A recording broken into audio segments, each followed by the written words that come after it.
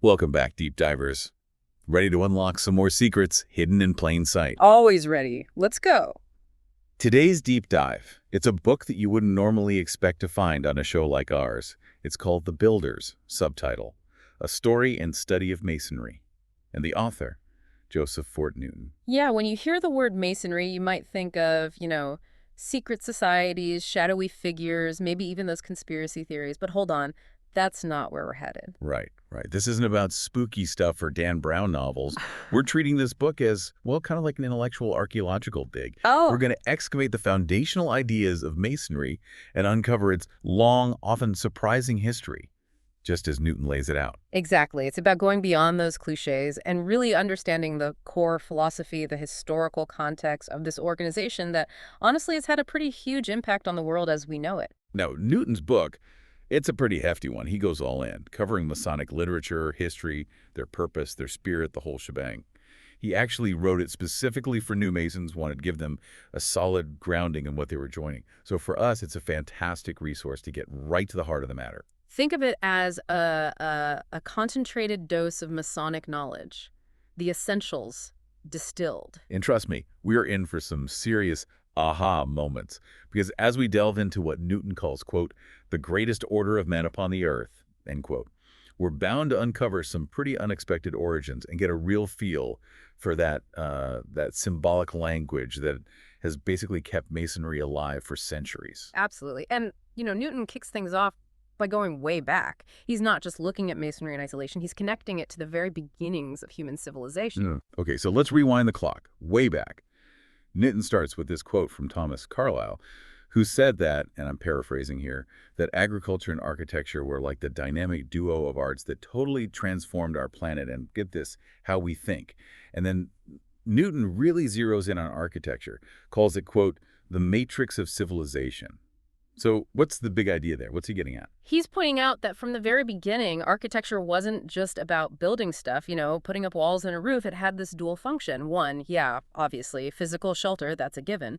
But two, it was about fulfilling a deeper need, what he calls a spiritual aspiration, creating, as he puts it, a home for the soul. A home for the soul. I like that. Yeah, it's a beautiful way to put it. And think about the Egyptian pyramids, right? These weren't just tombs, not by a long shot. They were designed to be these eternal resting places, literally merging the practical need for burial with these incredibly deep religious beliefs about what happens after we die.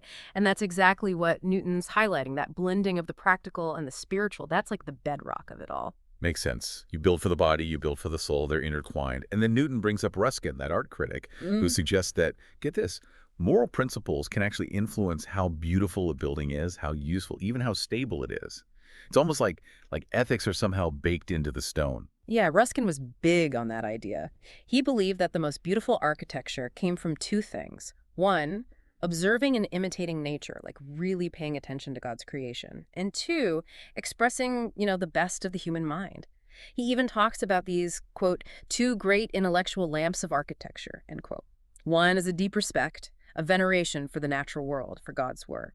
And the other, understanding humanity's role in shaping that world. So it's all about striking a balance between reverence and our ability to, well, to build, to create. Exactly, finding that sweet spot between the two. And it sounds like early humans, they kind of understood this intuitively. And Newton talks about them imbuing building with a sense of awe, with a kind of mystical wonder. Like imagine, the very first time someone figures out how to stack rocks to create shelter. Yeah. That must felt, I don't know, significant, almost magical, right? Maybe they even worshiped the stones themselves. Right. It's that idea of the sacredness of creation, of making something out of nothing. Is a powerful concept.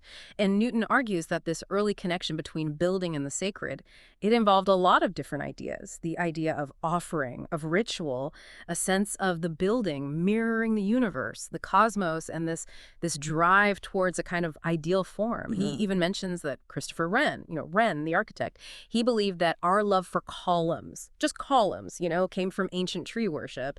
And then there's this archaeologist, Evans, who found evidence that early European columns, they were literally seen as representations of gods. There's like the earliest architecture was all wrapped up in this spiritual reverence for these basic building blocks. Exactly. And it's amazing to think about how those ideas have echoed through time, even in subtle ways. Absolutely. Now, speaking of building blocks, Let's move from these, you know, massive stones and columns to something even more fundamental, the square. Hmm. The right angle. I mean, we take it for granted. But Newton points out that its discovery, way back when, in a prehistoric tomb in Egypt, in Hierakonpolis, that was like a huge leap forward in geometry. It makes you realize that something we see as so simple, so obvious, was once this mind-blowing revelation. Totally. And imagine how those early discoveries, they must felt like, I don't know, like divine insights or something. Think about the invention of the square. I mean, that would revolutionize building techniques, completely changed how people understood space. And the people who figured these things out, they were probably seen as like Oh, magicians. totally. Like they had tapped into some kind of secret knowledge. Right. And the square itself, it quickly became this powerful symbol, an emblem of truth, of justice, of righteousness. And that symbolism, it's stuck around. It's still with us today. Yeah. Everywhere. And it wasn't just the square, right? Newton talks about other architectural elements too, like the cube, compasses, even the keystone, how they embodied this idea of, and I love this phrase, of building touched with emotion, Yeah. that there was something deeper going on, Yeah. that they reflected these eternal laws, or at least what people believed to be eternal laws. Yeah, it was about more than just bricks and mortar. It was about infusing those materials with meaning, with purpose. And take a look at Gaston Maspera's account of those early Egyptian temples. They were designed to represent the earth itself, the way they understood it, a flat base representing the earth, with the sky as this vault, a ceiling, held up by these four corner pillars: the floor, the earth, the corners, the pillars, the ceiling, often painted with stars. That was the sky. It's like they built their cosmology, their understanding of the universe right into the blueprint. Wow. That's incredible. And it sounds like that symbolism, it wasn't limited to the buildings themselves. It extended to the tools they used, the rules they followed, the materials they chose, everything. Right. And Newton points out this fascinating trend. He says that across all sorts of different cultures throughout history, these elements, these building blocks, they held this kind of this moral and spiritual weight. It's like they were trying to imbue meaning into every aspect of the process of creation itself. Exactly. And while we don't have concrete evidence of these super organized builders guilds from those early times, it's pretty clear that the act of building, it was deeply intertwined with thought, with religious belief, with a way of seeing the world. Yeah, it makes sense. Now, let's dive into some of these specific symbols that Newton highlights. You mentioned the cube earlier. So Newton talks about how, because people back then thought the earth was a square, right, the cube took on this special meaning. It represented like the immensity of space, both the earth and the heavens, all contained within this one shape. Right. And get this, the cube was also linked to sacred emblems, like take the Lydian Cybele. She was a mother goddess figure. And later on, the Romans, they knew her as Ceres or Cybele. Some scholars even think that the word cube comes from her name. No way. So this shape, it's connected to this ancient goddess figure. It gets even more interesting. You see, in the beginning, it was the rough, uncut stones that were considered the most sacred, altars made from hewn stone. Those were actually forbidden. But then, as the idea of the precisely cut cube emerged, with all its straight lines and perfect angles, that's when you start to see the temple being called, like the House of the Hammer, and the cube altar at the center. That became like a symbol of truth. So the cube, it evolves from this rough natural stone into this precisely crafted symbol of truth. Yeah, exactly. And then you've got Plutarch, that Greek writer. He saw the cube as the proper emblem of rest because of its stability, how it just sits there unmoving. He even interprets the pyramid as like an image of a triangular flame rising up from the square altar. I mean, it's amazing how much philosophical weight they were giving to these basic shapes. It's like they saw the universe in these geometric forms. Totally. And Newton, he goes on to give even more examples. He talks about how in some cultures, gods like Mercury, Apollo, Neptune, Hercules, they were worshipped as square stones. And then there's the whole thing with sacred stones in various traditions, symbols of Buddha, the stone of Memnon in Egypt, which supposedly made a sound at sunrise. It's like they believed that even inanimate objects could be imbued with this deep, deep significance. It's a totally different way of looking at the world. Now, fast forward a bit, and we get to the master mason using compasses and a square to teach those new apprentices. And Newton, he draws this really cool parallel. He says that those who seek wisdom, they also need those same tools, those principles of precision and right angles to guide their lives. And check this out. He even brings up these early Chinese records that describe like a faith expressed through building symbols. They had a symbolic temple, officers with special jewels, even leather aprons. It's wild to see these echoes across totally different cultures. It really is. And that Chinese example with the symbolic temple and the aprons, I mean, it makes you think, right? Especially considering what we know about later Masonic traditions. Absolutely. And then, of course, there are all those references to building and foundations in the Bible. Christ as the cornerstone, the church as a building, a temple, with the apostles as its foundation, believers as living stones. Yeah. The vision of the New Jerusalem laid out as this perfect square, the idea of being a pillar in God's temple, that contrast between our temporary home here on earth and the eternal one with God. It's like the imagery of building. It's woven right into our spiritual understanding. For sure. It speaks to this deep need for stability, for something permanent, for this divinely ordered structure. Exactly. And Newton, he even throws in this intriguing tidbit. He mentions this reported discovery of what seemed to be Masonic symbols right there in the foundation of Cleopatra's Needle, you know, that obelisk in New York City. Wait, really? Yeah, we're talking about rough and polished cubes, a square, a trowel, a plumb bob, a piece of a circle, serpent symbols which often represent wisdom, a trestle board, a master craftsman's mark, even a hieroglyph that means temple. And that obelisk, it potentially dates back to the 15th century BCE. That's insane. So it's like they were planting these Masonic seeds way back then. It's a pretty wild thought. And while Newton, you know, he acknowledges that we don't know for sure if those items were there originally or if they were put there when they moved the obelisk, their very presence hints at this long, long history associated with the builder's craft and all its symbolic language. It's like we're just scratching the surface of this ancient mystery. Okay, now, shifting gears a bit, Newton goes on to explore what he calls the drama of faith, and he introduces this idea of a continuous quest, humanity's quest for understanding, for spiritual knowledge. And he stresses the importance of studying those who came before us, learning from their paths. It all comes back to that fundamental human need for meaning, right? To make sense of our existence and what happens after we die. And Newton, he uses the ancient Egyptian belief in immortality as a prime example. He cites passages from the Book of the Dead, inscriptions about King Unas, all of them laying out this clear belief in an afterlife. And he points out that this wasn't just an Egyptian thing, it was widespread, a universal aspiration. You see it in texts like the Upanishads from India, too. So this longing for something beyond this life, it's a common thread throughout human history. Exactly. And Newton, he traces this idea of the drama of faith all the way back to this Assyrian passion play in ancient Egypt. It was all intertwined with their solar religion, their worship of the sun. And for those who might not be familiar, can you give us the Spark Notes version of the Osiris story? Sure. So the myth is about Osiris, who is worshipped as the Lord of the Nile, this bringer of life. He and his wife, Isis, who was also his sister, they were like this power couple working for the good of humanity. They taught them about agriculture, metalworking, the principles of morality, all sorts of arts, and even the concept of immortality. But of course, there's conflict, right? They had enemies, these forces of evil who opposed them. Like the classic good versus evil story. Exactly. And then you've got the whole thing with Horus, Osiris' son, battling it out with Typhon, his rival. Horus eventually triumphs, and they perform all these rituals to try to bring Osiris back to life. Newton even draws a parallel to the Hindu story of Krishna. That's so interesting, these echoes across cultures, these shared narratives. It's fascinating, isn't it? But, in the end, Osiris's symbolic awakening, he's becoming the lord of the land of the dead, often depicted with the Ankh cross and, you guessed it, the square. It all points to this core theme, this triumph over death, the potential for union with the divine good overcoming evil.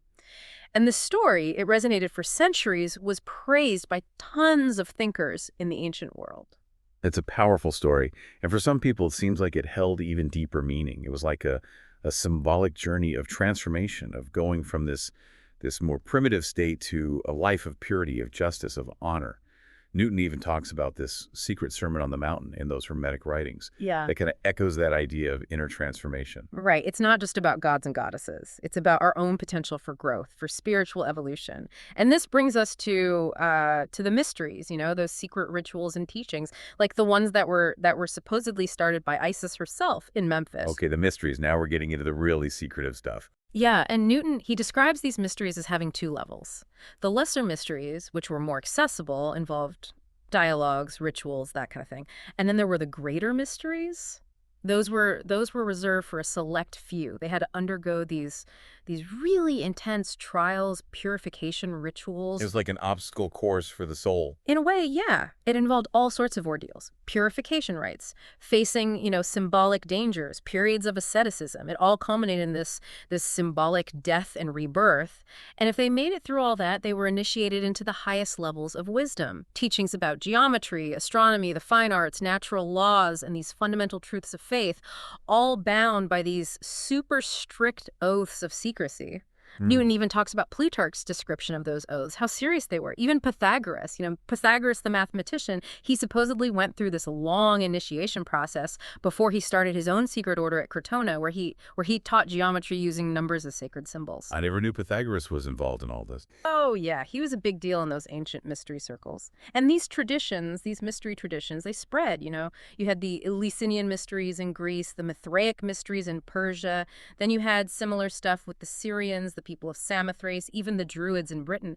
Each one had its own local spin, but they shared that core motif of death and rebirth. They taught about the unity of the divine, principles of morality, the concept of an afterlife, and they often used these secret signs, passwords to recognize each other. Like a secret handshake. Exactly. Now, eventually, these mystery cults, they started to decline. Some even got corrupted. But Newton, he makes a point of emphasizing their original purpose, that they were meant to be noble, to refine people, to make them better, to cultivate purity of thought and action, to reduce cruelty, to raise the bar for social conduct, to provide a moral compass for society. And their core teachings, they often focused on the unity and the spiritual nature of God, the power of moral law, the importance of inner purity, of disciplined character, and that hope of an afterlife. They wanted to build fellowship and promote ethical living across different communities. So they weren't just about keeping secrets. It was about using those secrets to elevate humanity. Exactly. It was about using those secret teachings, those rituals, to create a better world. Fascinating. Now, this idea of a deeper layer of knowledge, a more hidden truth, this leads us to Newton's discussion of what he calls the secret doctrine. And he kicks it off with a quote from Emerson, who said that nature, it holds back its secrets until humanity is ready for them. Like we have to earn the right to understand. And that's key, right? It's not just about knowledge being handed to us on a silver platter. It's about actively seeking it out, earning it through our dedication, through our personal growth. It's like he says, a trophy to be won. And Newton, he uses the example of Jesus. He had that inner circle, that little flock. He taught in parables. Newton even quotes Clement of Alexandria, who talks about a teaching that's only for, quote, the sons of my house, end quote. So it's like there's always been this idea of a more profound teaching existing alongside the more, I guess you could say, the more public ones. Exactly. And Newton, he defines the secret doctrine or hidden wisdom as this enduring tradition that pops up throughout history across cultures. It's this deeper teaching that lies beneath the surface of what everyone accepts as true. And while the symbols, the outward expressions, they might change, the core principles, the ultimate truth about existence, those remain constant. So it's like the packaging changes, but the core message is the same. Precisely. And those who are, let's say, spiritually attuned, they have what Newton calls, quote, eyes to see, end quote. They can see through the different symbols, the different expressions, and recognize that fundamental unity of truth that's underneath it all. And, Newton also addresses that whole thing about secrecy in spiritual matters, that it's not about being exclusive or elitist.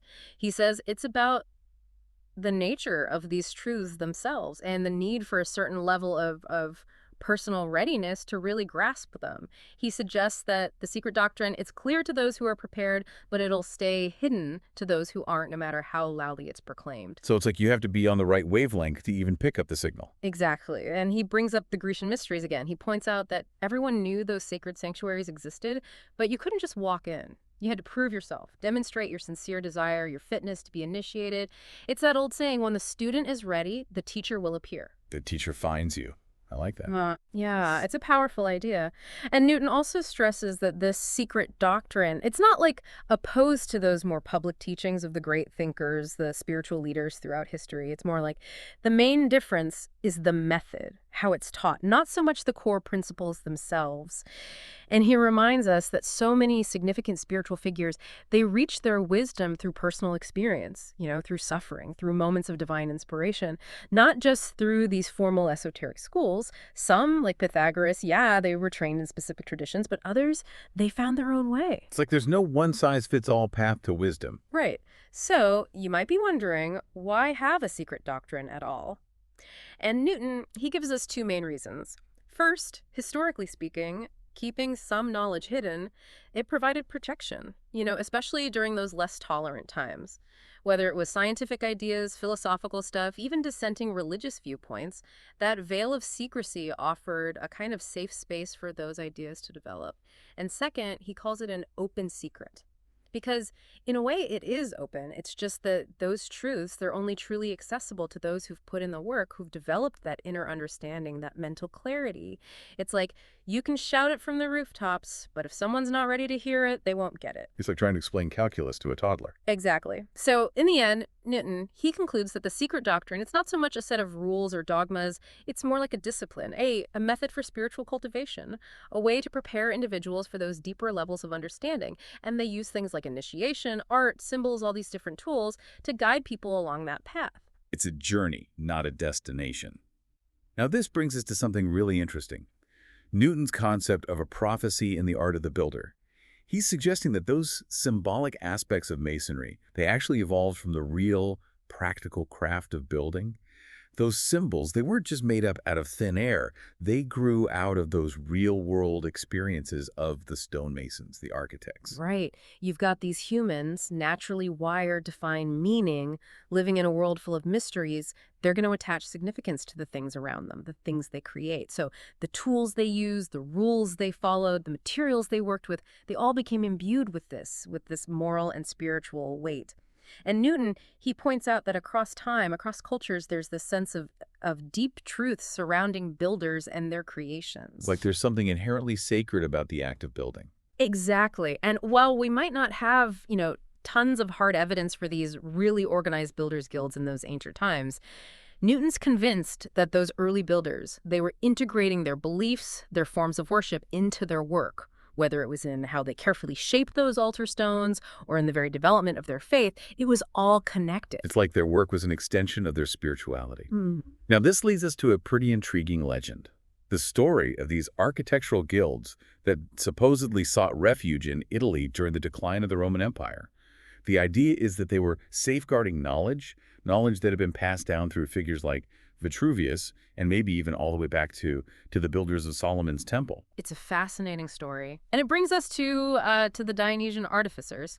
They were described as this secret society with their own signs, passwords, emblems, all related to building. They held these annual meetings, these big celebrations, and they were active in places like Asia Minor, Phoenicia, even before Solomon's temple was built. And Newton, he argues that we shouldn't just brush them off as a myth, as pure fiction. Like there might be some truth to those stories. He thinks so. And the Dionysian artificers, if they were real, they could represent this vital link between those ancient building traditions and the later fraternal organizations like Freemasonry. They had secrecy, they used those special emblems, they were all over the ancient world. It all points to a potential connection, in terms of how they were structured, how they used symbols, all of that. I'm seeing the pieces start to fit together. And then there's that rabbinic legend, the one about those temple workmen who were killed to stop them from building those idolatrous temples. Now, Newton, he says we shouldn't take it literally, but he suggests that it might be hinting at some kind of interaction, maybe even a clash between those mystery traditions and the Hebrew faith during the construction of the temple. Right. It's like these different threads are starting to intertwine. And then he brings up the Druzes of Lebanon. This group, they claim to be descended from the ancient Phoenicians, the very builders of Solomon's temple, and their whole religion is wrapped up in that heritage. They have these temple-like structures that look a lot like lodges. They have 3 levels of initiation. And guess what? They use building signs and tools as moral symbols. Wow. So like those ancient traditions are still alive and well in their beliefs. Yeah, it raises some pretty interesting questions about how these ancient builder traditions might have survived, how they evolved in different cultural contexts. And Newton, he brings up Rawlinson too. Rawlinson believed that the Phoenicians, they had these These super advanced Masonic skills that went all the way back to early Egyptian times. And then there's Warren, who found those Phoenician Masons' marks in Jerusalem. So more evidence pointing to these ancient connections. It's all starting to come together. And speaking of ancient connections, we can't forget about those Roman colleges. They were essentially these builders' guilds, these corporations that were organized all over the Roman Empire, even in Britain, way back in the first century AD. Yeah, and those collegia, they seem to have had it pretty good. They got special privileges, exemptions from certain laws, probably because they were doing all that important state-sponsored building, those big public works projects. And while they weren't called Freemasons back then, Newton points out that they were, in a practical sense, free. They had their own constitutions, their own internal rules and regulations. They ran their own show. Like a proto-Masonic lodge? In a way, yeah. And the similarities between a Roman collegium and a modern Masonic lodge, they're pretty striking. Their structure, their officers, they had a magister, which is basically a master, decurones, which are like wardens. They had a secretary, a treasurer, an archivist, even a sacerdos, which was like a priest or chaplain, and they had 3 different levels of membership, just like Masonic lodges.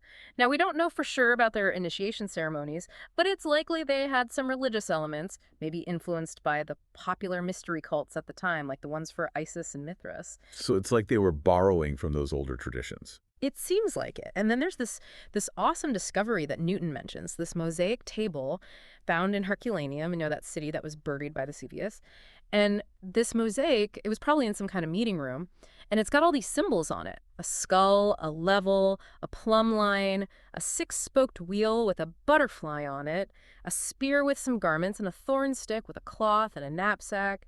It's pretty clear that those ancient builder organizations, they were using symbols. They had some kind of mystical or symbolic purpose. It's like they were encoding their beliefs, their knowledge in these visual Oh, metaphors. exactly. And when you put it all together, all these threads from the importance of architecture to those ancient spiritual quests, the idea of hidden wisdom, those builders' guilds, the Roman collegia, it paints a much richer picture. It helps us understand those deep, deep roots of Masonic thought and practice.